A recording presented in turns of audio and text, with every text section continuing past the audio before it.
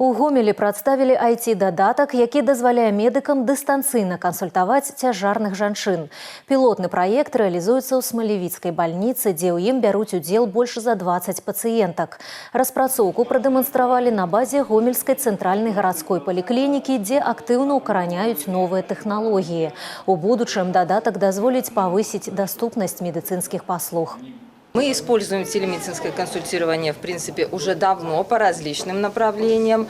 Это очень удобно, когда особенно пациент находится где-то в другом районе, в другом городе. Да, либо если этот пациент находится в стационаре, но он не транспортабелен, нам нужна срочно консультация каких-то специалистов, в том числе и республиканского уровня.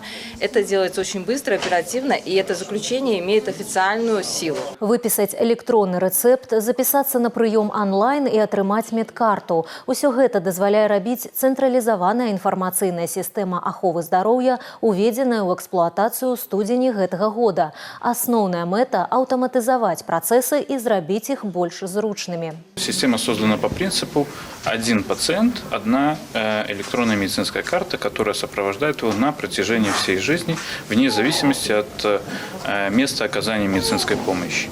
На наш взгляд, это очень важно и поможет систематизировать всю ту информацию, которая есть о здоровье пациента, и будет являться действенным инструментом для медицинского работника в постановке правильных диагнозов и оптимального выбора лечения пациента. Мерапрыемства стала часткай лічбавага тыдня ў Гомелі. У праграме на заўтра старт рэспубліканскай алімпіяды па інфармацыйных тэхналогіях сярод студэнтаў.